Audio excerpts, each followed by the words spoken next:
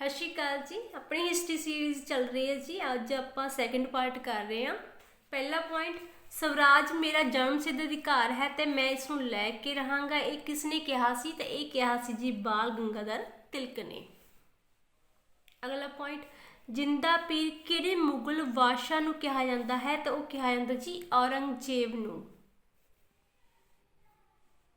दासां दा दास किहड़े शासक नूं कहा जाता है? तो वह कहा जाता जी इल्तुतमिश नूं, क्योंकि यह कुतुबुद्दीन ऐबक दा दास सी ते अगे वह मुहम्मद गौरी दा दास सी।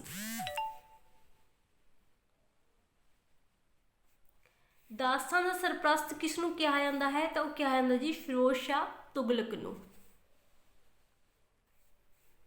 हाँ जी, लॉर्ड डलहौजी ने किहड़ी रियासत नूं कुशासन आधार बना के अंग्रेजी राज विच शामिल किया सी? तो उसने आबद नूं कुशासन का आधार बना के 1856 ईस्वी दे विच अंग्रेजी राज विच शामिल किया सी। सहायक संधि का संस्थापक कौन सी? तो वह है जी लॉर्ड वेलजली। दक्षिणी भारत ते हमला करने वाला पहला मुस्लिम शासक कौन सी? तो वह है जी अलाउद्दीन खिलजी। अगला पॉइंट, 1857 ईस्वी के विद्रोह के पहले शहीद का की नाम सी? वह है जी मंगल पांडे। बक्सर की लड़ाई कदों हुई सी? तो बक्सर की लड़ाई 1764 ईस्वी के विच हुई सी। अगला पॉइंट जी, किस एक्ट अनुसार बंगाल के गवर्नर जनरल अते कौंसल नूं भारत का गवर्नर जनरल अते कौंसल का नाम दिता गया? इस एक्ट का की नाम सी? तो इस एक्ट का नाम सी चार्टर एक्ट 1833। हंटर कमीशन की स्थापना कदों हुई सी? तो हंटर कमीशन की स्थापना जी 1882 ईस्वी दे विच हुई सी। हाँ जी, अगे वाला पॉइंट जी, महजोदड़ो किस जिले में स्थित है? तो यह है जी लरकाना पाकिस्तान दे विच स्थित है। उपनिषद शब्द का की अर्थ है? तो उपनिषद शब्द का अर्थ है जी कोल बैठना।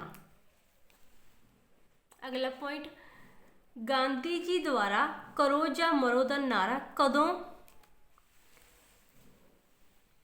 दिता गया सी? हाँ जी, इत्थे भी अपने दो पॉइंट क्लीयर होंगे जी। करो या मरो का नारा किसने दिता सी? तो दिता सी गांधी जी ने। कदों दिता सी?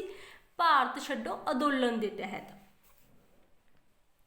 बुद्ध ने अपना पहला उपदेश कित्थे दिता? तो उन्होंने सारनाथ दे विच अपना पहला उपदेश दिता सी। भारत का आइनस्टाइन किस नूं कहा जाता है? तो कहा जाता जी नागार्जुन नूं। गुप्त काल का महान गणितकार कौन सी? वो सी जी आर्यभट्ट। बाबर की आत्मकथा तुझके बाबरी किहड़ी भाषा विच है? तो वह है जी तुर्की भाषा विच। इत्थे भी अपने दो पॉइंट क्लीयर होंगे जी। बाबर की आत्मकथा का नाम की है? तुझके बाबरी। तो किहड़ी भाषा विच है? तुर्की विच। अगला पॉइंट जी, संत कबीर की समाधि कित्थे है? तो संत कबीर की समाधि जिहड़ी मगहर दे विच है। दीन ए इलाही धर्म किसने चलाया सी? तो दीन ए इलाही धर्म जी अकबर ने चलाया सी।